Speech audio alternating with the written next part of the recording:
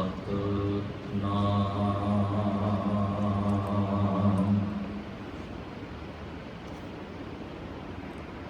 करता पुरख निर्भव निर्वैर अकाल मूरत अजूनी सैभं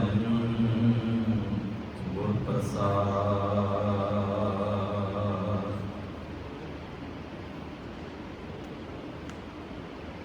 सबना मरना आया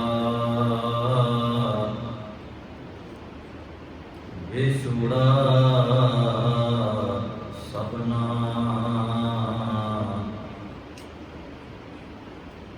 पूछो जाए सियाणिया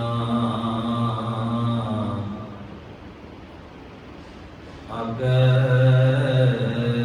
मिलन के नाम।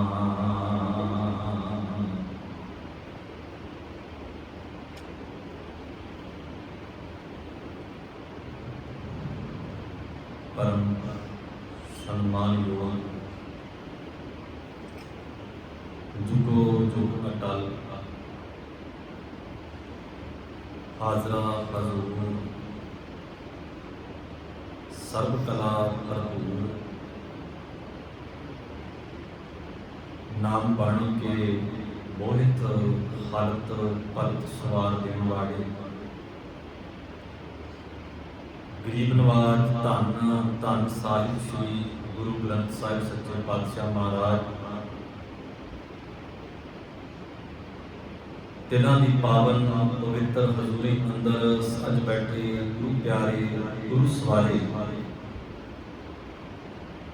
अति सत्कारयोग सत संगत जनों आप सारे ही जानते हैं साडे तो विछड़ चुके साडे सत्कारयोग भी सूबेदार सरदार इकबाल सिंह जी अकाल पुरख वाहिगुरू जी वालों बख्शिश की सवासां की पूंजी नूं भोगदे हां।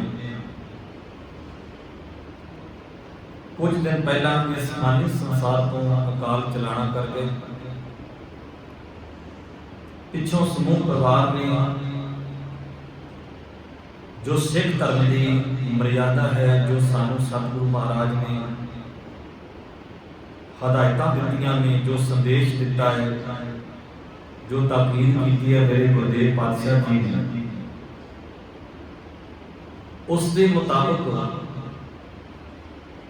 गुरबाणी का कोट आसरा तकदियां परसों रोज तो अपने गृह विखे तुर की बाणी के जाप आरंभ करवाए। भोग तो उपरंत गुरुद्वारा साहिब विखे आप सभा संगतां समूह परिवार और रिश्तेदार संबंधी वीर इकबाल सिंह की अंतिम अरदास में शामिल होकर परिवार के नाल हमदर्दी का सबूत दे रहे हो। जीवन का असली सच की है, मौत की है, जिंदगी की है, इस गल को समझण दे लई आपां सारे गुरु चरणों में जुड़ के बैठे हैं। तो आओ कुछ समा आपां सारिਆਂ ने रल मिल के गुरबाणी दे विच समझण दा यतन करना है। जन्म की है, मौत की है, मौत किस वक्त मनुख नूं आउंदी है और ये मौत किन्ने प्रकार दी है। आओ गुरु साहब जी की पावन बाणी को पुछण दा आपां यतन करना सारिਆਂ ने रल मिल के एकाग्रता का सबूत देंदियां गुरु फतेह ना साझ करो गज के आखो जी वाहिगुरू जी का खालसा वाहिगुरू जी की फतेह। गरीब नवाज पातशाह महाराज जी की पावन बाणी का वाक है। जो आया सो चल सी सब कोई आई वारी। ਬੰਦਾ ਇੱਕ ਲਾਈਨ ਵਿੱਚ ਲੱਗਾ ਹੋਵੇ ਨਾ, ਆਪਣੀ ਵਾਰੀ ਦੀ ਉਡੀਕ ਕਰਦਾ ਵੀ ਮੇਰੀ ਵਾਰੀ ਆਵੇ। ਜਦੋਂ ਵੋਟ ਪੋਲਿੰਗ ਹੁੰਦੀ ਹੈ ਨਾ, ਉਸ ਵਕਤ ਵੀ ਬੰਦਾ ਲਾਈਨ ਦੇ ਵਿੱਚ ਲੱਗਦਾ। ਕਿਧਰੇ ਤੁਸੀਂ ਜਨਤਕ ਥਾਵਾਂ ਤੇ ਦੇਖਣਾ, ਕੋਈ ਸਰਕਾਰੀ ਅਦਾਰਿਆਂ ਦੇ ਵਿੱਚ ਦੇਖਣਾ, ਲਾਈਨਾਂ ਲੱਗੀਆਂ ਹੁੰਦੀਆਂ, ਬੰਦਾ ਆਪਣੀ ਵਾਰੀ ਦੀ ਉਡੀਕ ਕਰਦਾ। ਮੇਰੀ ਵਾਰੀ ਆਵੇਗੀ, ਮੈਂ ਆਪਣੀ ਵਾਰੀ ਦੇ ਮੁਤਾਬਕ ਆਪਣਾ ਕਰਮ ਕਰਕੇ ਇੱਥੋਂ ਜਾਵਾਂਗਾ। ਜਿੱਥੇ ਸਮਾਜਿਕ ਜੀਵਨ ਜਿਉਂਦਿਆਂ ਅਸੀਂ ਵਾਰੀ ਦੀ ਉਡੀਕ ਕਰਦੇ ਹਾਂ, ਉੱਥੇ ਇੱਕ ਗੱਲ ਦਾ ਸਾਨੂੰ ਚੇਤਾ ਰੱਖਣਾ ਬੜਾ ਜ਼ਰੂਰੀ ਹੈ। ਉਹ ਇਹ ਹੈ ਕਿ ਮੇਰੇ ਵੱਡੇ ਵਡੇਰੇ, ਮੇਰੇ ਤੋਂ ਪਹਿਲਾਂ ਮੇਰੇ ਪੁਰਖੇ ਇਸ ਸੰਸਾਰ ਤੋਂ ਤੁਰ ਗਏ, ਸੰਸਾਰ ਨੂੰ ਛੱਡ ਕੇ ਚਲੇ ਗਏ, ਔਰ ਸਹਿਜੇ ਸਹਿਜੇ ਆਪਣੀ ਆਪਣੀ ਵਾਰੀ ਦੇ ਮੁਤਾਬਕ ਉਹ ਇੱਥੋਂ ਤੁਰ ਗਏ। ਮੇਰੀ ਵੀ ਵਾਰੀ ਇੱਕ ਦਿਨ ਆਵੇਗੀ ਤੇ ਮੈਨੂੰ ਵੀ ਇਸ ਸੰਸਾਰ ਨੂੰ ਜਾਣਾ ਪਵੇਗਾ। ਪਰ ਕਮਾਲ ਦੀ ਗੱਲ ਇਹ ਹੈ, ਸਾਧ ਸੰਗਤ, ਸਮਾਜਿਕ ਤਲ ਤੇ ਜਿਉਂਦਾ ਹੋਇਆ ਬੰਦਾ ਆਪਣੀ ਵਾਰੀ ਦੀ ਉਡੀਕ ਕਰਦਾ ਹੈ। ਜਦੋਂ ਸਰੀਰ ਕਰਕੇ ਜਿਉਂਦਾ ਨਾ, ਉਦੋਂ ਵਾਰੀ ਦੀ ਉਡੀਕ ਕਰਦਾ। ਪਰ ਇੱਕ ਵਾਰੀ ਵੀ ਇਹਦੇ ਮਨ ਵਿੱਚ ਇਦਾਂ ਦਾ ਖਿਆਲ ਆ ਜਾਵੇ, ਕੰਨਾਂ ਵਿੱਚ ਇਹ ਗੱਲ ਪੈ ਜਾਵੇ ਨਾ ਕਿ ਤੇਰੀ ਵੀ ਵਾਰੀ ਆ ਜਾਣੀ ਹੈ ਇੱਕ ਦਿਨ, ਤੂੰ ਵੀ ਇਸ ਸੰਸਾਰ ਤੋਂ ਤੁਰ ਜਾਣਾ, ਇਸ ਗੱਲ ਨੂੰ ਬੰਦਾ ਸੁਣ ਲਈ ਤਿਆਰ ਨਹੀਂ। ਇਹ ਗੱਲ ਹੈ ਤਾਂ ਬਹੁਤ ਔਖੀ ਹੈ, ਬੜੀ ਕਠਿਨ ਹੈ ਇਸ ਗੱਲ ਨੂੰ ਸੁਣ ਕੇ ਸਵੀਕਾਰ ਕਰਨਾ ਵੀ ਮੈਨੂੰ ਵੀ ਜਾਣਾ ਪੈਣਾ। ਹਾਂ, ਇਹ ਗੱਲ ਹੈ। ਬੰਦਾ ਸ਼ਬਦਾਂ ਦੇ ਨਾਲ ਭਾਵੇਂ ਬਹੁਤ ਵਾਰੀ ਇਹ ਗੱਲ ਕਹਿ ਦਿੰਦਾ ਕਿ ਮੈਂ ਦੁਨੀਆ ਤੋਂ ਤੁਰ ਹੀ ਜਾਣਾ, ਸਾਰਿਆਂ ਨੇ ਚਲੇ ਜਾਣਾ ਆਪਣੀ ਵਾਰੀ ਦੇ ਨਾਲ, ਪਰ ਕੌਣ ਹੈ ਜਿਹੜਾ ਇਸ ਵਾਰੀ ਨੂੰ ਚੇਤੇ ਰੱਖਦਾ ਕਿ ਮੇਰੀ ਵਾਰੀ ਵੀ ਆਉਣ ਵਾਲੀ ਹੈ। ਮੌਤ ਦਾ ਨਾਮ ਸੁਣਦਿਆਂ ਬੰਦਾ ਭੈ ਭੀਤ ਹੋ ਜਾਂਦਾ, ਡਰ ਜਾਂਦਾ ਹੈ, ਮਨ 'ਚ ਕਈ ਫੁਰਨੇ ਤੇ ਕਈ ਖਿਆਲ ਆਉਂਦੇ ਹਨ। ਮੌਤ ਇੰਨੀ ਡਰਾਉਣੀ ਤੇ ਭਿਆਨਕ ਚੀਜ਼ ਹੈ। ਪਰ ਸਤਿਪੁਰਖਾਂ ਦਾ ਕਹਿਣਾ ਹੈ, ਜਿਹਨੂੰ ਮੌਤ ਯਾਦ ਹੈ ਨਾ, ਜਿਹੜਾ ਬੰਦਾ ਮੌਤ ਨੂੰ ਯਾਦ ਰੱਖਦਾ ਵੀ ਇਸ ਦੁਨੀਆ ਵਿੱਚ ਆਇਆ ਤੇ ਤੁਰ ਜਾਣਾ ਹੈ, ਉਹ ਵਿਅਕਤੀ ਸੰਸਾਰ ਵਿੱਚ ਸਫਲ ਹੋ ਜਾਂਦਾ। ਉਹਨੂੰ ਚੇਤੇ ਹੈ ਕਿ ਕਦੋਂ ਵੀ ਆ ਸਕਦੀ ਹੈ, ਮੌਤ ਦਾ ਕੋਈ ਸਮਾਂ ਥੋੜ੍ਹੀ ਹੈ। ਸੰਸਾਰ ਦੇ ਅੰਦਰ ਵੱਡੇ ਵੱਡੇ ਰਿਸ਼ੀ ਮੁਨੀ ਧਰਮਾਤਮਾ ਲੋਕ ਆਏ, ਵੱਡੇ ਵੱਡੇ ਧਰਮਾਤਮਾ ਸੰਸਾਰ ਦੇ ਵਿੱਚ ਆਏ, ਔਰ ਇਸ ਦੁਨੀਆ ਨੂੰ ਛੱਡ ਕੇ ਤੁਰ ਗਏ ਆਪਣੀ ਆਪਣੀ ਵਾਰੀ ਦੇ ਮੁਤਾਬਕ। ਮੈਂ ਅਰਜ਼ ਕੀਤੀ ਸੀ, ਜੋ ਆਇਆ ਸੋ ਚੱਲ ਸੀ, ਸਭ ਕੋਈ ਆਈ ਵਾਰੀ। ਤੇ ਮਹਾਰਾਜ ਨੇ ਨਾਲ ਇੱਕ ਹਦਾਇਤ ਕੀਤੀ ਹੈ, ਜਿਸ ਕੈ ਜੀ ਪ੍ਰਾਨ ਹੈ, ਕਿਉਂ ਸਾਹਿਬ ਮਨੋ ਵਿਸਾਰੀ ਹੈ। ਆ ਦੋ ਗੱਲਾਂ ਚੇਤੇ ਰੱਖਣੀਆਂ ਸਾਧ ਸੰਗਤ, ਆਪਾਂ ਦੋਨਾਂ ਗੱਲਾਂ ਤੇ ਵਿਚਾਰ ਕਰਾਂਗੇ। ਜੇ ਸਾਨੂੰ ਇਸ ਗੱਲ ਦਾ ਪਤਾ ਹੈ ਕਿ ਜੇ ਇਹ ਗੱਲ ਕਨਫਰਮ ਹੈ ਕਿ ਇਸ ਸੰਸਾਰ ਤੋਂ ਜਾਣਾ ਹੀ ਹੈ, ਤੁਰ ਜਾਣਾ ਹੈ ਆਪਣੀ ਵਾਰੀ ਦੇ ਨਾਲ, ਤੇ ਮਹਾਰਾਜ ਕਹਿੰਦੇ ਕਿ ਜਿਹਨੇ ਤੈਨੂੰ ਜਿੰਦ ਦਿੱਤੀ ਹੈ, ਜਿਸ ਮਾਲਕ ਨੇ ਸਰੀਰ ਦਿੱਤਾ ਹੈ, ਜਿਹਨੇ ਸੋਹਣਾ ਰਹਿਣ ਸਹਿਣ ਦਿੱਤਾ, ਏਡਾ ਵਧੀਆ ਤੈਨੂੰ ਸੁੰਦਰ ਸਰੀਰ ਬਖਸ਼ਿਆ, ਤੈਨੂੰ ਸਹੂਲਤਾਂ ਦਿੱਤੀਆਂ, ਰਹਿਣ ਵਾਸਤੇ ਘਰ ਦਿੱਤਾ, ਖਾਣ ਵਾਸਤੇ ਪਦਾਰਥ ਦਿੱਤੇ, ਪਹਿਨਣ ਵਾਸਤੇ ਕੱਪੜਾ ਦਿੱਤਾ, ਦੁਨੀਆ ਦੀ ਹਰ ਵਸਤੂ ਨੇ ਤੇਰੀ ਝੋਲੀ ਵਿੱਚ ਪਾਈ ਹੈ। ਜੇ ਤੈਨੂੰ ਪਤਾ ਹੈ ਇੱਥੋਂ ਤੁਰ ਜਾਣਾ ਹੈ, ਮਹਾਰਾਜ ਕਹਿੰਦੇ ਕਿਉਂ ਸਾਹਿਬ ਮਨੋ ਵਿਸਾਰੀ। ਪਰ ਬੰਦੇ ਦਾ ਸੁਭਾਅ ਪਤਾ ਕੀ ਹੈ, ਇੱਕ ਵਕਤ ਹੁੰਦਾ ਹੈ ਗੁਰੂ ਕੋਲ ਆ ਕੇ ਜਾਂ ਮਾਲਕ ਦੇ ਅੱਗੇ ਅਰਦਾਸ ਕਰਕੇ ਦਾਤ ਮੰਗਦਾ ਕਿ ਮੈਨੂੰ ਦਾਤ ਚਾਹੀਦੀ ਹੈ, ਮੈਨੂੰ ਆਹ ਵਸਤੂ ਚਾਹੀਦੀ ਹੈ। ਤੇ ਜਿਸ ਦਿਨ ਉਸ ਵਸਤੂ ਦੀ ਦਾਤ ਦੀ ਪ੍ਰਾਪਤੀ ਹੁੰਦੀ ਹੈ ਤੇ ਉਸ ਦਿਨ ਬੰਦੇ ਨੂੰ ਦਾਤਾ ਹੀ ਵਿਸਰ ਜਾਂਦਾ ਹੈ, ਜਿਹਨੇ ਦਾਤ ਦਿੱਤੀ ਉਹ ਵਿਸਰ ਜਾਂਦਾ ਹੈ। ਗਰੀਬ ਨਵਾਜ ਪਾਤਸ਼ਾਹ ਕਹਿੰਦੇ ਕਿਉਂ ਸਾਹਿਬ ਮਨੋਂ ਵਿਸਾਰੀਏ, ਜੇ ਤੈਨੂੰ ਪਤਾ ਹੈ ਕਿ ਮੈਂ ਆਪਣੀ ਵਾਰੀ ਦੇ ਨਾਲ ਇੱਥੋਂ ਤੋਰੀ ਜਾਣਾ ਹੈ, ਚਲੇ ਜਾਣਾ ਹੈ, ਫਿਰ ਸਾਹਿਬ ਨੂੰ ਕਿਉਂ ਨਹੀਂ ਤੂੰ ਚੇਤੇ ਰੱਖਦਾ, ਉਹਨੂੰ ਯਾਦ ਰੱਖਣਾ, ਉਹਨੂੰ ਕਦੇ ਭੁਲਾ ਨਾ, ਉਹਨੂੰ ਆਪਣੇ ਜ਼ਿਹਨ ਵਿੱਚ ਚੇਤੇ ਰੱਖ, ਜਿਸ ਸਾਹਿਬ ਨੇ ਏਡਾ ਸੁੰਦਰ ਸਰੀਰ ਬਖਸ਼ਿਆ, ਮੇਰੀਆਂ ਹਰ ਤਰ੍ਹਾਂ ਦੀਆਂ ਲੋੜਾਂ ਅਕਾਲ ਪੁਰਖ ਵਾਹਿਗੁਰੂ ਨੇ ਪੂਰੀਆਂ ਕੀਤੀਆਂ, ਫਿਰ ਮੈਂ ਉਹਨੂੰ ਚੇਤੇ ਕਿਉਂ ਨਹੀਂ ਰੱਖਦਾ। ਸਵਾਲ ਇਹ ਹੈ, ਬੰਦਾ ਇਉਂ ਤਾਂ ਕਹਿ ਦਿੰਦਾ ਕਿ ਮੈਨੂੰ ਦਾਤ ਚਾਹੀਦੀ ਹੈ, ਮਾਲਕ ਵਾਹਿਗੁਰੂ ਮੈਨੂੰ ਆਹ ਤੁਹਾਡੇ ਕੋਲੋਂ ਚਾਹੀਦਾ, ਜਦੋਂ ਮਿਲ ਗਿਆ ਉਦੋਂ ਦਾਤਾ ਹੀ ਭੁੱਲ ਗਿਆ ਦਾਤਾ ਦੇਣ ਵਾਲਾ। ਕੋਈ ਬੰਦਾ ਕਿਸੇ ਤੋਂ ਆਪਣਾ ਮਤਲਬ ਪੂਰਾ ਕਰਕੇ ਜਦੋਂ ਕਿਸੇ ਨੂੰ ਠੁਕਰਾ ਦੇਵੇ ਨਾ, ਤੇ ਯਾਦ ਰੱਖਿਓ ਉਸ ਬੰਦੇ ਨੂੰ ਅਕਿਰਤ ਕਾਣਾ ਆਖਿਆ ਜਾਂਦਾ। ਉਹਦੀ ਤੁਲਨਾ ਕੀਤੀ ਜਾਂਦੀ ਹੈ ਅਕਿਰਤ ਕਣ ਦੇ ਨਾਲ। ਅਕਿਰਤ ਕਣ ਉਹਨੂੰ ਆਖਿਆ ਜਾਂਦਾ ਜਿਹੜਾ ਕੀਤੇ ਹੋਏ ਪਰ ਉਪਕਾਰ ਨੂੰ ਭੁੱਲ ਜਾਵੇ, ਉਹਨੂੰ ਅਕਿਰਤ ਕਣ ਆਖਿਆ ਜਾਂਦਾ। ਤੇ ਸਤਿਗੁਰੂ ਮਹਾਰਾਜ ਨੇ ਜਦੋਂ ਸਾਨੂੰ ਹਦਾਇਤ ਕੀਤੀ ਹੈ ਉਦੋਂ ਆਖਿਆ ਕਿ ਜੇ ਤੈਨੂੰ ਪਤਾ ਸੰਸਾਰ ਤੋਂ ਤੁਰ ਜਾਣਾ ਤੇ ਕਿਉਂ ਸਾਹਿਬ ਮਨੋਂ ਵਿਸਾਰੀਏ, ਉਹਨੂੰ ਚੇਤੇ ਰੱਖ। ਤੇ ਜੇ ਤੂੰ ਚੇਤੇ ਰੱਖੇਗਾ ਤੇ ਜਿਉਂਦਾ ਹੀ ਤਾਂ ਹੈ ਜਦੋਂ ਤੂੰ ਭੁਲਾ ਦਿੱਤਾ ਤੇਰੀ ਮ੍ਰਿਤੂ ਹੋ ਜਾਣੀ। ਸਾਧ ਸੰਗਤ, ਮੈਂ ਅਰਜ਼ ਕੀਤੀ ਸੀ ਆਪਾਂ ਪੁੱਛਣਾ ਹੈ ਗੁਰੂ ਸਾਹਿਬ ਨੂੰ, ਮਹਾਰਾਜ ਗੁਰਬਾਣੀ ਦੇ ਮੁਤਾਬਕ, ਤੁਹਾਡੇ ਬਚਨਾਂ ਦੇ ਮੁਤਾਬਕ ਮਨੁੱਖ ਨੂੰ ਕਿੰਨੇ ਤਰ੍ਹਾਂ ਦੀ ਮੌਤ ਆਉਂਦੀ ਹੈ? ਦੋ ਤਰ੍ਹਾਂ ਦੀ ਮੌਤ ਉਹ ਹੈ, ਇੱਕ ਸਰੀਰ ਦੀ ਮੌਤ ਹੁੰਦੀ ਹੈ, ਇੱਕ ਸਰੀਰ ਦੀ ਮੌਤ ਹੈ, ਇੱਕ ਬੰਦੇ ਦੀ ਜ਼ਮੀਰ ਦੀ ਮੌਤ ਹੈ। ਇਹ ਦੋ ਤਰ੍ਹਾਂ ਦੀ ਮੌਤ ਹੈ। ਇੱਕ ਤੀਜੀ ਮੌਤ ਜਿਸ ਦਾ ਮੈਂ ਬਾਅਦ ਵਿੱਚ ਜ਼ਿਕਰ ਕਰਾਂਗਾ। ਦੋ ਤਰ੍ਹਾਂ ਦੀ ਮੌਤ ਬੰਦੇ ਨੂੰ ਆਉਂਦੀ ਹੈ। ਸਰੀਰ ਦੀ ਮੌਤ ਬੰਦੇ ਨੂੰ ਇੱਕ ਵਾਰੀ ਆਉਂਦੀ ਹੈ, ਪਰ ਜ਼ਮੀਰ ਕਰਕੇ ਬੰਦਾ ਕਈ ਵਾਰੀ ਇੱਕ ਦਿਨ ਵਿੱਚ ਜਿਉਂਦਾ ਹੈ, ਜੰਮਦਾ ਹੈ, ਮਰਦਾ ਹੈ। ਜਿਹਨੂੰ ਮਹਾਰਾਜ ਦੀ ਬਾਣੀ ਨੇ ਆਖਿਆ ਆਵਾ ਗੌਣ ਹੋਤ ਹੈ ਫੁਨ ਫੁਨ, ਇਹ ਪ੍ਰਸੰਗ ਨਾ ਟੂਟੈ। ਤੇ ਆਵਾ ਗੌਣ ਹੁੰਦਾ ਇਹਦਾ ਪਲ ਪਲ ਤੇ ਕਦੀ ਜੰਮਦਾ ਹੈ, ਕਦੀ ਮਰਦਾ ਹੈ। ਜ਼ਮੀਰ ਦੀ ਮੌਤ ਬੰਦੇ ਦੀ ਹਰ ਰੋਜ਼ ਹੁੰਦੀ ਹੈ, ਹਰ ਰੋਜ਼ ਜੰਮਦਾ ਮਰਦਾ ਹੈ ਆਤਮਿਕ ਤਲ ਤੇ, ਪਰ ਸਰੀਰ ਦੀ ਮੌਤ ਇੱਕ ਵਾਰੀ ਹੁੰਦੀ ਹੈ। ਆਮ ਤੌਰ ਤੇ ਇੱਕ ਕਹਾਵਤ ਹੈ ਸਿਆਣਿਆਂ ਦੀ, ਪਰ ਇਹ ਕਹਾਵਤ ਗੁਰਬਾਣੀ ਦੀ ਕਸਵੱਟੀ ਦੇ ਮੁਤਾਬਕ ਕਿੰਨੀ ਕੁ ਸੱਚ ਹੈ, ਇਹਨੂੰ ਧਿਆਨ ਨਾਲ ਦੇਖਣ ਦਾ ਯਤਨ ਕਰੀਏ। ਸਿਆਣਿਆਂ ਦਾ ਕਥਨ ਹੈ ਕਿ ਜਿਹੜੀ ਚਿੰਤਾ ਹੈ ਉਹ ਚਿਖਾ ਦੇ ਬਰਾਬਰ ਹੁੰਦੀ ਹੈ। ਹੁਣ ਚਿੰਤਾ ਤੇ ਚਿਖਾ ਦੇ ਵਿੱਚ ਅੰਤਰ ਹੁੰਦਾ ਹੈ। ਚਿਖਾ ਇੱਕ ਦਿਨ ਮੱਚਦੀ ਹੈ, ਪਰ ਚਿੰਤਾ ਹਰ ਰੋਜ਼ ਬੰਦੇ ਨੂੰ ਮਚਾਉਂਦੀ ਹੈ। ਚਿਖਾ ਤਾਂ ਇੱਕ ਵਾਰ ਬਲ ਜਾਂਦੀ ਹੈ, ਇੱਕ ਵਾਰ ਚਿਖਾ ਬਲ ਗਈ ਹੈ, ਬਾਅਦ ਵਿੱਚ ਉਹ ਚਿਖਾ ਲੱਭਦੀ ਨਹੀਂ, ਕਿਤੇ ਖਾਕ ਦੀ ਰਾਖ ਦੀ ਢੇਰੀ ਹੋ ਜਾਂਦੀ ਹੈ। ਪਰ ਜਿਹੜੀ ਚਿੰਤਾ ਉਹ ਬੰਦੇ ਨੂੰ ਰਾਤ ਦਿਨ ਸਤਾਉਂਦੀ, ਰਾਤ ਦਿਨ ਬੰਦਾ ਚਿੰਤਾ ਦੀ ਅੱਗ ਵਿੱਚ ਸੜਦਾ ਹੈ। ਚਿੰਤਾ ਤੇ ਚਿਖਾ ਦੇ ਵਿੱਚ ਇਹ ਅੰਤਰ ਹੈ, ਪਰ ਸਿਆਣਿਆਂ ਦਾ ਇਹ ਕਥਨ ਹੈ ਕਿ ਜਿਹੜੀ ਚਿੰਤਾ ਹੈ ਉਹ ਚਿਖਾ ਬਰਾਬਰ ਹੁੰਦੀ ਹੈ। ਗੌਰ ਕਰਿਓ ਸਾਧ ਸੰਗਤ, ਮੈਂ ਅਰਜ਼ ਕਰਨ ਲੱਗਾ ਸੀ ਦੋ ਤਰ੍ਹਾਂ ਦੀ ਮੌਤ ਇਹ ਹੈ, ਇੱਕ ਹੈ ਸਰੀਰ ਦੀ ਮੌਤ। ਸਰੀਰ ਦੀ ਮੌਤ ਇੱਕ ਦਿਨ ਹੋ ਜਾਂਦੀ ਹੈ, ਫਿਰ ਨਾ ਕੋਈ ਚਿੰਤਾ ਰਹਿੰਦੀ ਹੈ, ਨਾ ਕੋਈ ਝੋਰਾ ਰਹਿੰਦਾ ਹੈ, ਨਾ ਕੋਈ ਫਿਕਰ ਰਹਿੰਦਾ ਬੰਦੇ ਨੂੰ, ਉਹ ਤਾਂ ਸੰਸਾਰ ਤੋਂ ਤੁਰ ਗਿਆ। ਪਰ ਜਿਹੜੀ ਜ਼ਮੀਰ ਦੀ ਮੌਤ ਹੈ ਨਾ, ਜ਼ਮੀਰ ਦੀ ਮੌਤ ਕਰਕੇ ਬੰਦਾ ਰਾਤ ਦਿਨ ਹੀ ਜੰਮਦਾ ਹੈ, ਮਰਦਾ ਹੈ, ਕਈ ਵਾਰੀ ਸੁਪਨਿਆਂ ਦੇ ਵਿੱਚ ਤੁਰਿਆ ਫਿਰਦਾ ਹੈ। ਗੁਰਬਾਣੀ ਦੇ ਵਿੱਚ ਇੱਕ ਬਚਨ ਆਇਆ, ਮੈਂ ਆਪ ਜੀ ਨੂੰ ਥੋੜਾ ਜਿਹਾ ਵਿਸਤਾਰ ਕਰਕੇ ਸਮਝਾਉਣ ਦਾ ਯਤਨ ਕਰਾਂਗਾ।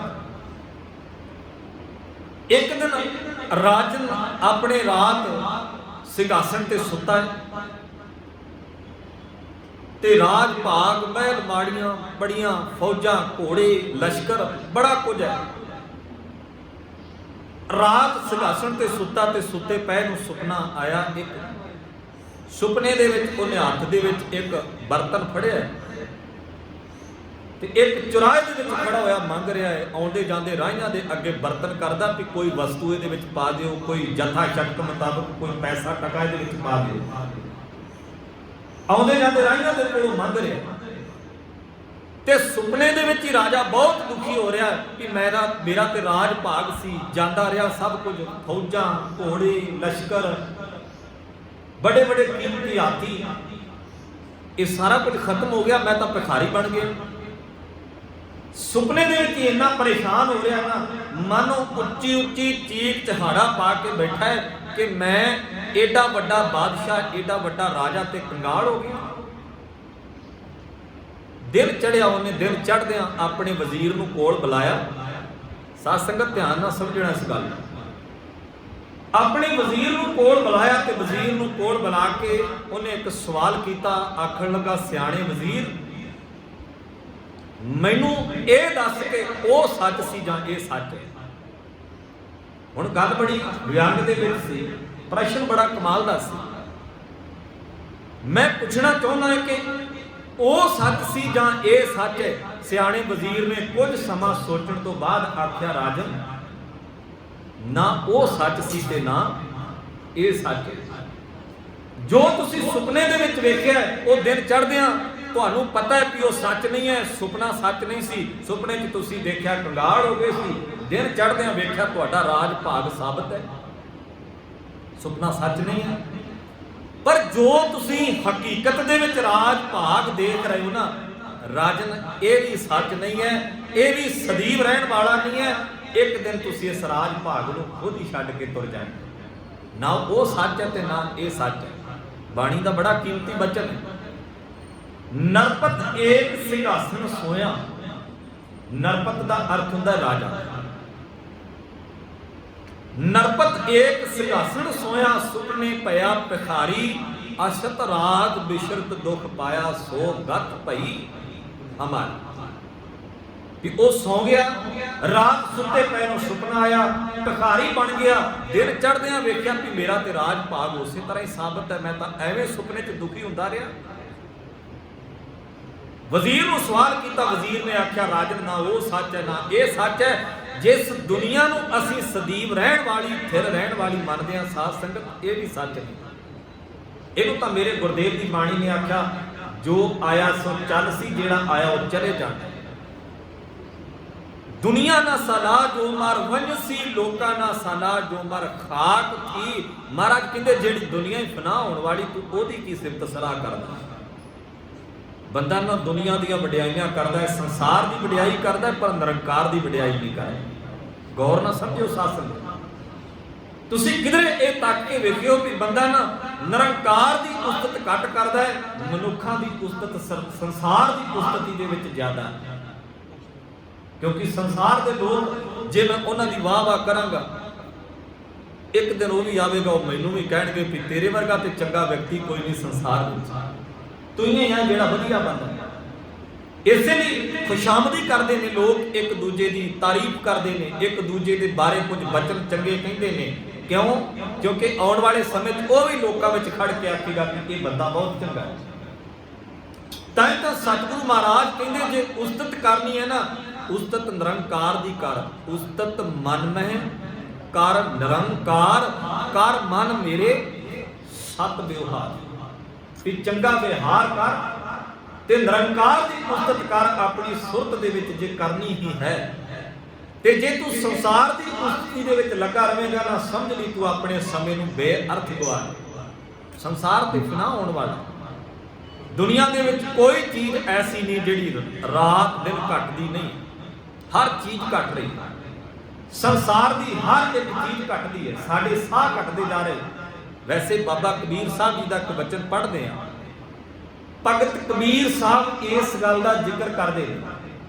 ਉਹ ਕਹਿੰਦੇ ਕਿ ਮਾਂ ਨੇ ਆਪਣੀ ਗੋਦ ਵਿੱਚ ਬੱਚੇ ਨੂੰ ਬਿਠਾਇਆ, ਲੋਰੀਆਂ ਦੇ ਰਹੀ ਹੈ ਤੇ ਮੱਥੇ ਚੁੰਮ ਕੇ ਬੱਚੇ ਨੂੰ ਲਾਡ ਪਿਆਰ ਕਰਕੇ ਕਹਿੰਦੀ ਕਿ ਮੇਰਾ ਪੁੱਤ ਵੱਡਾ ਹੋ ਰਿਹਾ। ਕਬੀਰ ਸਾਹਿਬ ਨੇ ਆਪਣੇ ਕਦਮ ਰੋਕੇ ਤੇ ਮਾਂ ਨੂੰ ਆਖਿਆ, ਮਾਂ ਤੇਰਾ ਪੁੱਤ ਵੱਡਾ ਨਹੀਂ ਹੋ ਰਿਹਾ, ਇਹ ਤਾਂ ਛੋਟਾ ਹੋ ਰਿਹਾ। ਇੰਨੀ ਗੱਲ ਕਿਸੇ ਮਾਂ ਨੂੰ ਕਹਿ ਦੇਣੀ ਜਿਸ ਮਾਂ ਦਾ ਪੁੱਤਰ ਉਹਦੀ ਗੋਦ ਵਿੱਚ ਹੋਵੇ ਤੇ 2 4 5 10 ਮਹੀਨਿਆਂ ਦਾ ਬੱਚਾ ਹੋਵੇ ਤੇ ਉਹਨੂੰ ਇੰਨੀ ਗੱਲ ਕਹਿ ਦੇਣੀ ਕਿ ਮਾਂ ਤੇਰੇ ਪੁੱਤਰ ਦੀ ਉਮਰ ਘਟ ਰਹੀ ਹੈ।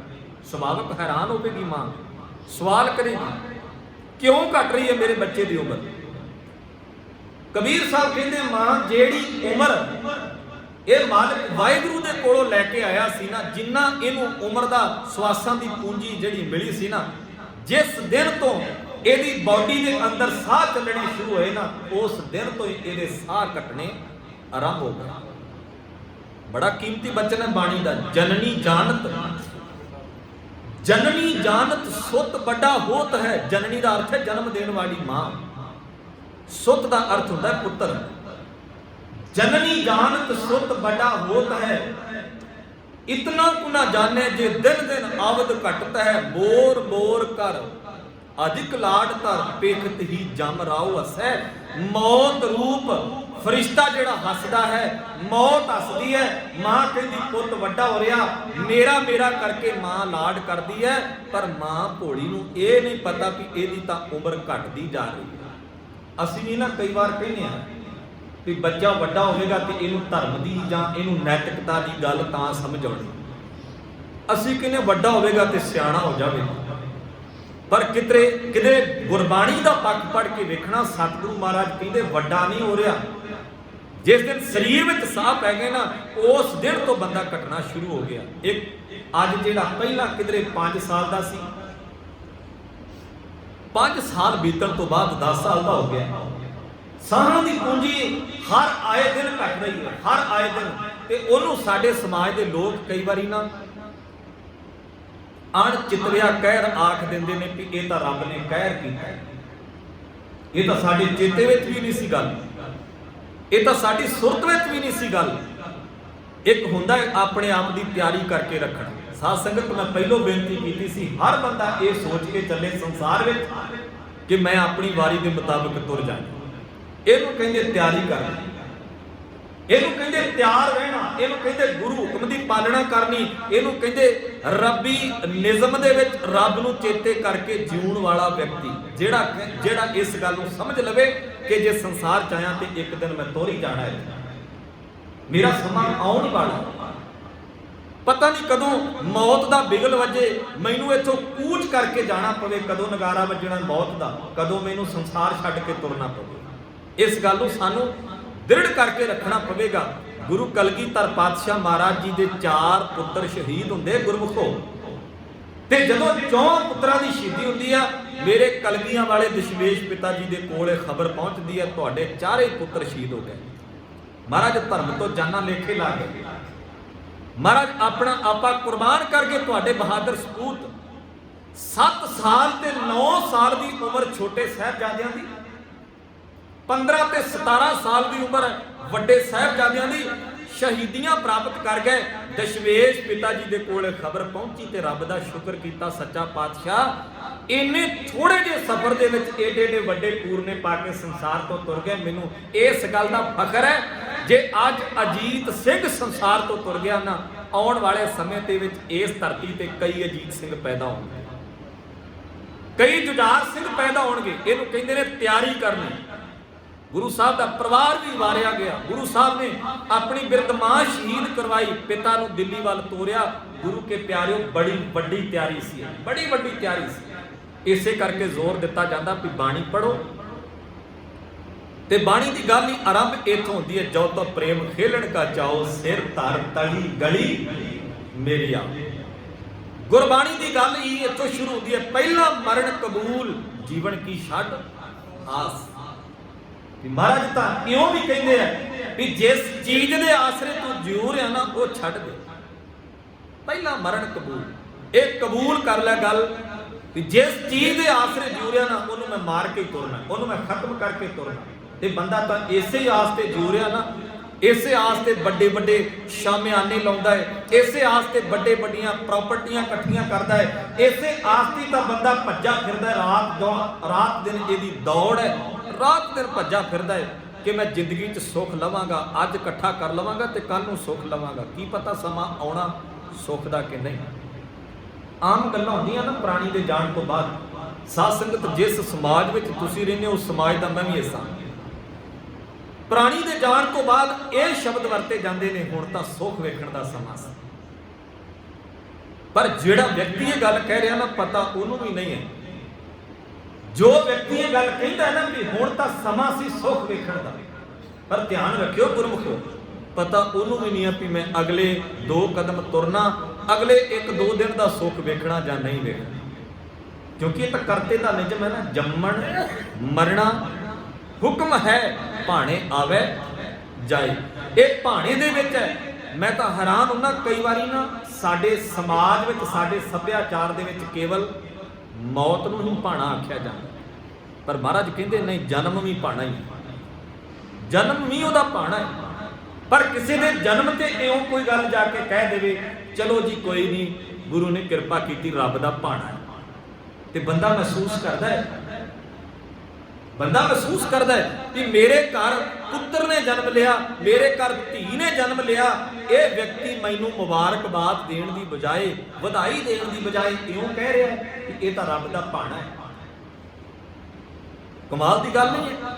ਉੱਥੇ ਅਸੀਂ ਆਪਣੇ ਸ਼ਬਦ ਤਿਆਰ ਕੀਤੇ ਹੋਏ ਨੇ, ਮੌਤ ਦੇ ਸਮੇਂ ਅਸੀਂ ਕਹਿੰਦੇ ਆ ਭਾਣਾ ਹੈ, ਤੇ ਜਦ ਕੋਈ ਜਨਮ ਹੁੰਦਾ ਹੈ ਘਰ ਵਿੱਚ ਕਿਸੇ ਬਾਲਕ ਦਾ, ਉਦੋਂ ਅਸੀਂ ਕਹਿੰਦੇ ਰੱਬ ਨੇ ਖੁਸ਼ੀਆਂ ਬਖਸ਼ੀਆਂ। ਪਰ ਜਦੋਂ ਗੁਰੂ ਅਮਰਦਾਸ ਮਹਾਰਾਜ ਜੀ ਨੂੰ ਪੁੱਛਦੇ ਆ ਤੇ ਗੁਰੂ ਅਮਰਦਾਸ ਮਹਾਰਾਜ ਕਹਿੰਦੇ ਜਾ ਤਿਸ ਭਾਣਾ ਤਾਂ ਜੰਮਿਆ ਪਰਿਵਾਰ ਭਲਾ ਪਾਏ। ਤੇ ਕਹਿੰਦੇ ਜਨਮ ਤੇ ਲੈ ਲਿਆ ਨੇ ਭਾਣੇ ਦੇ ਵਿੱਚ, ਪਰ ਉਸ ਤੋਂ ਬਾਅਦ ਕੀ ਹੋਇਆ? ਲਿਵ ਛੁੜਕੀ ਲੱਗੀ ਤ੍ਰਿਸ਼ਨਾ ਮਾਇਆ ਅਮਰ ਵਰਤਾਇਆ। ਇਸ ਮਾਇਆ ਦੇ ਅਧੀਨ ਹੋਇਆ ਹੀ ਬੰਦਾ ਭਟਕਦਾ ਫਿਰਦਾ। ਇਹਨੂੰ ਮਾਇਆ ਦੇ ਅਧੀਨ ਹੋਏ ਨੂੰ ਇੰਨਾ ਕੋਈ ਭੁੱਲ ਗਿਆ ਵੀ ਮੈਂ ਸੰਸਾਰ ਨੂੰ ਛੱਡ ਕੇ ਜਾਣਾ। ਬੰਦੇ ਨੇ ਨਾ ਆਪਣੇ ਪੈਰ ਧਰਤੀ ਤੇ ਜਮਾਏ ਹੋਏ ਨੇ, ਸਰੀਰ ਦੇ ਪੈਰ ਨਹੀਂ। ਸੁਰਤ ਕਰਕੇ ਬੰਦਾ ਇੰਨੇ ਖਿਲਾਰ ਕੇ ਬੈਠਾ ਹੈ, ਪੈਰ ਜਮਾ ਕੇ ਬੈਠਾ ਹੈ ਕਿ ਮੇਰੇ ਵੱਡੇ ਵਡੇਰੇ ਤੇ ਭਾਵੇਂ ਤੁਰ ਗਏ ਨੇ ਇੱਥੋਂ, ਪਰ ਮੈਂ ਕਿਹੜਾ ਜਾਣਾ ਇੱਥੇ, ਮੈਨੂੰ ਕਿਹੜੀ ਮੌਤ ਆਉਣੀ। ਪਰ ਜਿਸ ਦਿਨ ਮੈਂ ਬੇਨਤੀ ਕਰ ਰਿਹਾ, ਜਿਸ ਦਿਨ ਇਹਨਾਂ ਪਤਾ ਲੱਗ ਜਾਵੇ ਨਾ, ਇਹ ਸੰਸਾਰ ਜਿਹੜਾ ਹੈ ਆਵਣ ਜਾਣ ਦਾ ਇੱਕ ਖੇਲ ਹੈ। ਜਿਸ ਘਰ ਚੋਂ ਬਰਾਤ ਚੜ੍ਹਦੀ ਹੈ ਨਾ, ਉਸ ਘਰ ਚੋਂ ਅਰਥੀ ਵੀ ਉੱਠਦੀ ਹੈ। ਜਿਨ੍ਹਾਂ ਘਰਾਂ ਦੇ ਵਿੱਚ ਖੁਸ਼ੀਆਂ ਦੇ ਗੀਤ ਗਾਏ ਜਾਂਦੇ ਨੇ, ਉਹਨਾਂ ਘਰਾਂ ਵਿੱਚ ਵੈਣ ਵੀ ਪੈਂਦੇ ਦਿਸਦੇ ਨੇ। ਪਰ ਸਬਰ ਤੇ ਸੰਤੋਖ ਉਹਨਾਂ ਦੇ ਵਿੱਚ ਹੀ ਆਉਂਦਾ ਹੈ। ਸਬਰ ਤੇ ਸੰਤੋਖ ਤੇ ਵੱਡਾ ਜਿਗਰਾ ਹੀ ਉਹਨਾਂ ਦੇ ਅੰਦਰ ਹੁੰਦਾ ਹੈ, ਜਿਹੜੇ ਰੱਬ ਦੇ ਭਾਣੇ ਵਿੱਚ, ਮਾਲਕ ਦੇ ਭਾਣੇ ਵਿੱਚ ਇਸ ਗੱਲ ਨੂੰ ਸਮਝ ਕੇ ਜਿਉਣਾ ਸ਼ੁਰੂ ਕਰ ਦਿੰਦੇ ਨੇ ਕਿ ਇਹ ਕਰਤੇ ਦਾ ਖੇਲ ਹੈ। ਖੈਰ, ਮੈਂ ਜਿਹੜੀ ਅਰਜ਼ ਕੀਤੀ ਸੀ, ਬੰਦਾ ਨਿਸ਼ਾਨੇ ਤੋਂ ਭਟਕਿਆ ਹੋਇਆ ਇਸ ਗੱਲ ਤੇ ਹੀ ਜ਼ੋਰ ਦੇ ਰਿਹਾ ਹੈ ਕਿ ਸਭ ਕੁਝ ਮੇਰਾ ਹੈ। ਧੀਆਂ, ਪੁੱਤਰ, ਘਰ ਪਰਿਵਾਰ, ਸਮਾਜ, ਮਾਲ ਸਮਾਬ, ਜਿੰਨਾ ਧਨ ਪਦਾਰਥ ਹੈ, ਇਹ ਮੇਰਾ ਹੈ। ਤੇ ਜਿਸ ਦਿਨ ਬੰਦਾ ਮੇਰਾ ਮੇਰਾ ਕਰਦਾ ਨਾ, ਉਸ ਦਿਨ ਪਿੱਛੇ ਨੂੰ ਤੁਰਿਆ ਜਾਂਦਾ ਹੈ। ਜਿਸ ਦਿਨ ਇਹਦੀ ਜ਼ੁਬਾਨ ਤੋਂ ਤੇਰਾ ਤੇਰਾ ਦੀ ਆਵਾਜ਼ ਆਵੇਗੀ ਨਾ, ਧੰਨ ਗੁਰੂ ਨਾਨਕ ਸਾਹਿਬ ਜੀ ਦੇ ਬਾਰੇ ਆਪਾਂ ਇੱਕ ਗੱਲ ਸੁਣਦੇ ਕਿ ਗੁਰੂ ਸਾਹਿਬ ਨੇ ਤੇਰਾ ਤੇਰਾ ਕਹਿ ਕੇ ਤੋਲਿਆ। ਆਮ ਤੌਰ ਤੇ ਬਹੁਤੇ ਉਹਨੂੰ ਤੇਰਾ ਤੇਰਾ ਕਹਿ ਕੇ ਆਖ ਦਿੰਦੇ ਨੇ, ਪਰ ਤੇਰਾ ਤੇਰਾ ਕਹਿ ਕੇ ਤੋਲਿਆ ਉਹਨਾਂ ਨੇ। ਮੋਦੀ ਖਾਨੇ ਦੇ ਵਿੱਚ ਜਦੋਂ ਭਰ ਭਰ ਕੇ ਲੋਕ ਝੋਲੇ ਗੁਰੂ ਨਾਨਕ ਸਾਹਿਬ ਜੀ ਦੇ ਕੋਲੋਂ ਅਨਾਜ ਦੇ ਵਸਤੂਆਂ ਦੇ ਲੈ ਕੇ ਜਾ ਰਹੇ ਸੀ ਨਾ, ਤੇ ਗਰੀਬ ਨਵਾਜ਼ ਪੂਰਾ ਤੋਲ ਕੇ ਦਿੰਦੇ ਸਨ। ਤੇ ਜਦੋਂ ਤੋਲ ਕੇ ਦਿੰਦੇ ਸੀ ਤੇ ਹਰ ਵਾਰ ਇਹ ਸ਼ਬਦ ਕਹਿੰਦੇ ਸੀ, ਤੇਰਾ, ਇਹ ਮਾਲਕ ਤੇਰਾ ਹੈ। ਤੇ ਜਿਸ ਦਿਨ ਤੇਰਾ ਤੇਰਾ ਦੀ ਆਵਾਜ਼ ਆਵੇਗੀ, ਉਸ ਦਿਨ ਅਸੀਂ ਸਫਲਤਾ ਵੱਲ ਨੂੰ, ਜੀਵਨ ਸਫਲ ਕਰਨ ਵੱਲ ਨੂੰ ਤੁਰ ਪਏ। ਜਿਸ ਦਿਨ ਮੇਰਾ ਮੇਰਾ ਦੀ ਗੱਲ ਹੋਵੇਗੀ, ਉਸ ਦਿਨ ਅਸੀਂ ਜੀਵਨ ਦੀਆਂ ਪੌੜੀਆਂ ਚੜ੍ਹ ਨਹੀਂ ਗਏ, ਅਸੀਂ ਤਾਂ ਪਛਾਣ ਨੂੰ ਆ ਰਹੇ, ਵਾਪਸ ਆ ਰਹੇ। ਤੋ ਖੈਰ, ਹਰ ਪਲ ਬੰਦੇ ਦੀ ਮੌਤ, ਮੈਂ ਜਿਹੜਾ ਜ਼ਿਕਰ ਕਰ ਰਿਹਾ ਸੀ, ਜ਼ਮੀਰ ਦੀ ਮੌਤ ਜਿਹੜੀ ਹੈ ਨਾ, ਉਹ ਹਰ ਪਲ ਹੋਈ। ਹਰ ਪਲ ਪਲ, ਹਰ ਘੜੀ ਬਾਅਦ, ਹਰ ਮਿੰਟ ਸਕਿੰਟ ਬਾਅਦ। ਕਿਧਰੇ ਚੰਗਾ ਸੋਚਦਾ ਬੰਦਾ ਤੇ ਜਨਮ ਹੁੰਦਾ ਹੈ, ਮਾੜਾ ਸੋਚਣ ਲੱਗ ਪਿਆ ਤੇ ਮੌਤ ਹੁੰਦੀ ਹੈ। ਇਸੇ ਕਰਕੇ ਬਾਣੀ ਚ ਬਚਨ ਪੜ੍ਹਦੇ ਆਪਾਂ, ਸੋਦਾ ਰਹਿ ਰਾਜ ਸਾਹਿਬ ਦੀ ਬਾਣੀ ਜਦੋਂ ਪੜ੍ਹਦੇ ਆ ਨਾ, ਗੁਰੂ ਨਾਨਕ ਸਾਹਿਬ ਜੀ ਦੇ ਬਚਨ ਹੈ, ਆਖਾਂ, ਬੋਲੋ ਸਾਰੀ ਸਾਧ ਸੰਗਤ, ਆਖਾਂ ਜੀਵਾਂ, ਜੇ ਮੈਂ ਆਖਦਾ ਹਾਂ ਤਾਂ ਹੀ ਜਿਉਣਾ ਹਾਂ, ਜੇ ਮੈਂ ਤੇਰੀ ਉਸਤਤੀ ਕਰਦਾ ਤਾਂ ਹੀ ਜਿਉਣਾ, ਜੇ ਮੈਂ ਤੇਰੇ ਗੁਣ ਗਾਉਣਾ ਤੇ ਤਾਂ ਜਿਉਣਾ। ਇਹ ਜ਼ਮੀਰ ਦਾ ਜਿਉਣਾ, ਇਹ ਆਤਮਿਕ ਤਲ ਤੇ ਜਿਉਣਾ। ਮੇਰੇ ਮਾਲਕ ਵਾਹਿਗੁਰੂ, ਜੇ ਮੈਂ ਤੇਰੀ ਉਸਤਤੀ ਕਰਦਾ ਹਾਂ ਤਾਂ ਹੀ ਜਿਉਂਦਾ ਹਾਂ। ਆਖਾਂ ਜੀਵਾਂ ਵਿਸਰੈ ਮਰ ਜਾ, ਜਿਸ ਦਿਨ ਤੇਰੀ ਯਾਦ ਵਿਸਰ ਜਾਂਦੀ, ਤੇਰੇ ਗੁਣ ਵਿਸਰ ਜਾਂਦੇ, ਤੇਰੀ ਵਡਿਆਈ ਤੇ ਉਸਤਤੀ ਕਰਨੀ ਮੈਂ ਭੁੱਲ ਜਾਣਾ, ਉਸ ਦਿਨ ਮੇਰੀ ਆਤਮਿਕ ਤੌਰ ਤੇ ਮੌਤ ਹੋ ਜਾਂਦੀ। ਉਦੋਂ ਮੈਂ ਵਿਸ਼ੇ ਵਿਕਾਰਾਂ 'ਚ ਡੁੱਬ ਜਾਣਾ। ਗੁਰਬਾਣੀ ਦਾ ਬਚਨ, ਹਰ ਵਿਸਰਤ ਤੇਰੇ ਗੁਣ ਗਲੇ।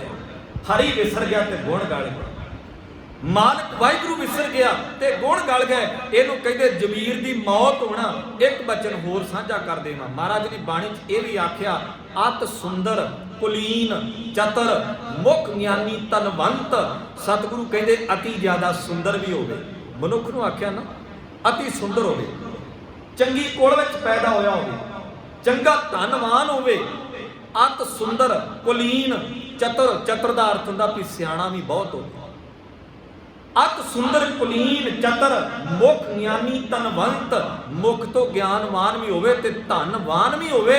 ਸਤਿਗੁਰੂ ਮਹਾਰਾਜ ਕਹਿੰਦੇ, ਜੇ ਕਰਤਾ ਪੁਰਖ ਵਾਹਿਗੁਰੂ ਦੀ ਯਾਦ ਹਿਰਦੇ ਵਿੱਚ ਨਹੀਂ ਨਾ ਵਸੀ, ਤੇ ਮਹਾਰਾਜ ਪਤਾ ਕੀ ਕਹਿੰਦੇ ਆ, ਮਿਰਤਕ ਕਹੀਏ ਨਾਨਕਾ ਜੇ ਪ੍ਰੀਤ ਨਹੀਂ ਭਗਵੰਤ। ਜੇ ਭਗਵੰਤ ਨਾਲ ਪ੍ਰੀਤ ਨਹੀਂ ਬਣੀ, ਪਿਆਰ ਨਹੀਂ ਬਣਿਆ, ਤੇ ਸਮਝ ਲੈਣਾ ਇੱਕ ਤਰ੍ਹਾਂ ਦੀ ਮੌਤ ਹੋਈ ਹੈ, ਅੰਦਰੋਂ ਮੁਰਦਾ ਹੋਇਆ। ਅੰਦਰੋਂ ਬੰਦਾ ਮੁਰਦਾ ਹੋ ਕੇ ਤੁਰਿਆ ਫਿਰਦਾ ਹੈ। ਇੱਕ ਸਟ੍ਰਕਚਰ ਹੈ, ਢਾਂਚਾ ਹੈ ਬਾਡੀ ਦਾ, ਇਹ ਬੋਡੀ ਦਾ ਢਾਂਚਾ ਹੈ, ਸਰੀਰ ਦਾ ਢਾਂਚਾ ਹੈ, ਜਿਹਨੂੰ ਮਾਸ ਦੇ ਲੋਚੜੇ ਤਾਂ ਜ਼ਰੂਰ ਲੱਗੇ ਹੋਏ ਨੇ। ਇਹਦੇ ਅੰਦਰ ਇੱਕ ਮਾਸ ਦਾ ਟੁਕੜਾ ਜ਼ੁਬਾਨ ਬੋਲਦੀ ਤਾਂ ਹੈ, ਮਾਸ ਦਾ ਟੁਕੜਾ ਅੱਖਾਂ ਵੇਖਦੀਆਂ ਤੇ ਹਨ, ਪਰ ਜੋ ਸੱਚ ਸੀ, ਜੇ ਸੱਚ ਦੀ ਵਿਚਾਰ ਅੰਦਰ ਨਹੀਂ ਨਾ, ਮਾਫ ਕਰਿਓ, ਬੰਦੇ ਦੇ ਸਰੀਰ ਦੀ ਹਾਲਤ ਇਦਾਂ ਦੀ ਹੈ ਜਿਵੇਂ ਘਰ ਤੇ ਸੁੰਦਰ ਬਣਿਆ ਹੋਵੇ, ਬੜਾ ਸੋਹਣਾ ਬਣਿਆ ਹੋਵੇ, ਪਰ ਘਰ ਦਾ ਮਾਲਕ ਹੀ ਘਰ ਵਿੱਚ ਨਾ ਹੋਵੇ। ਉਸ ਘਰ ਵਿੱਚ ਮਿੱਟੀ, ਘੱਟਾ, ਡਸਟ, ਕਿਧਰੇ ਕੀੜੇ ਮਕੌੜੇ, ਕਈ ਤਰ੍ਹਾਂ ਦੇ ਜੀਵ ਜੰਤੂ ਆ ਕੇ ਇਕੱਠੇ ਹੋ ਕੇ ਰਹਿਣ ਲੱਗ ਪੈਂਦੇ ਨੇ। ਪਰ ਸਦੀਆਂ ਬਾਅਦ ਜਦੋਂ ਕੋਈ ਉਹਨੂੰ ਖੋਲਦਾ ਇਹਨਾਂ ਘਰ ਦਾ ਦਰਵਾਜ਼ਾ, ਫਿਰ ਪਤਾ ਲੱਗਦਾ ਕਿ ਘਰ ਵਿੱਚ ਮਾਲਕ ਨਹੀਂ ਸੀ।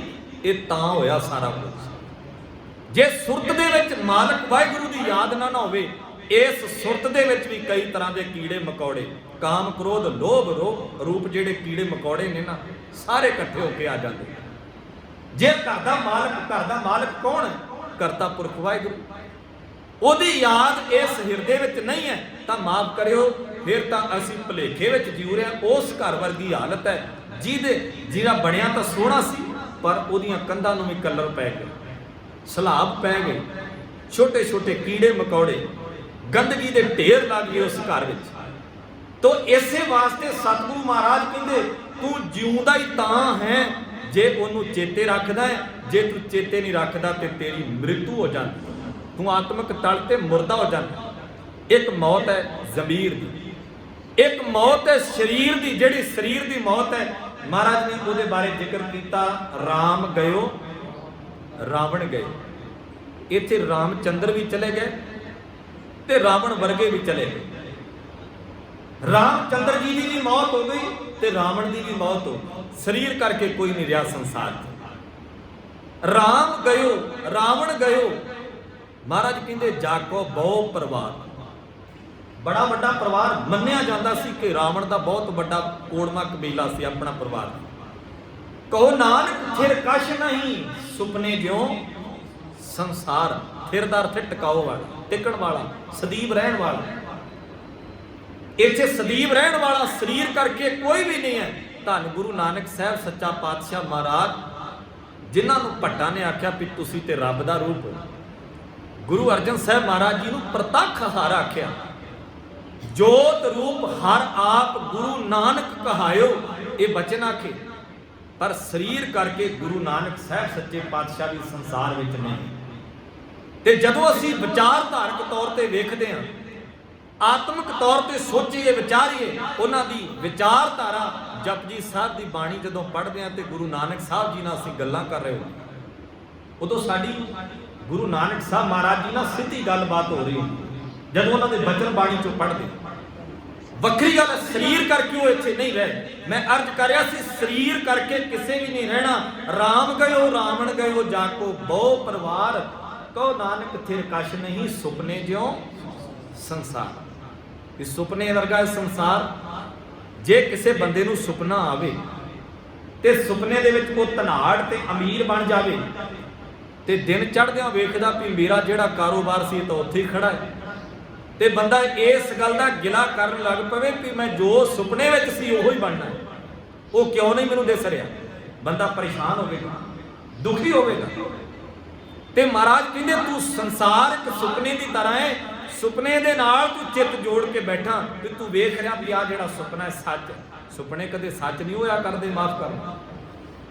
ਹਾਂ, ਜਿਨ੍ਹਾਂ ਦਾ ਪ੍ਰੇਮ ਪਿਆਰ ਹੁੰਦਾ ਨਾ, ਸਨੇਹ ਹੁੰਦਾ ਸੰਬੰਧੀਆਂ ਦੇ ਨਾਲ, ਜਿਹਦੇ ਸਾਡੇ ਜਿਸ ਪਿਆਰੇ ਦੇ ਨਾਲ ਪਿਆਰ ਹੋਵੇ, ਅਸੀਂ ਉਹਨੂੰ ਜਦੋਂ ਯਾਦ ਕਰਦੇ ਹਾਂ, ਅਸੀਂ ਕੁਦਰਤੀ ਤੌਰ ਤੇ ਉਹਨੂੰ ਯਾਦ ਕਰਦੇ ਤੇ ਸਾਹਮਣੇ ਉਹ ਬੰਦਾ ਦਿਸ ਪਵੇ ਨਾ, ਅਸੀਂ ਕਹਿੰਦੇ ਵੀ ਤੇਰੀ ਉਮਰ ਬਹੁਤ ਵੱਡੀ, ਮੈਂ ਤੈਨੂੰ ਦਿਲੀ ਪਿਆਰ ਨਾਲ ਯਾਦ ਕੀਤਾ ਸੀ ਤਾਂ ਤੂੰ ਮੈਨੂੰ ਸਾਹਮਣੇ ਦਿਸ ਪਿਆ।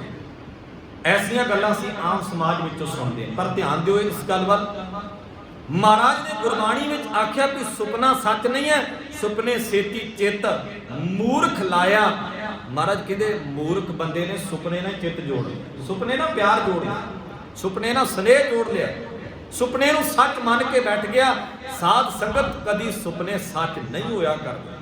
ਅਰਜ਼ ਕੀਤੀ ਸੀ ਸਰੀਰ ਦੀ ਮੌਤ, ਇੱਕ ਜ਼ਮੀਰ ਦੀ ਮੌਤ, ਇੱਕ ਸਰੀਰ ਦੀ ਮੌਤ ਹੈ।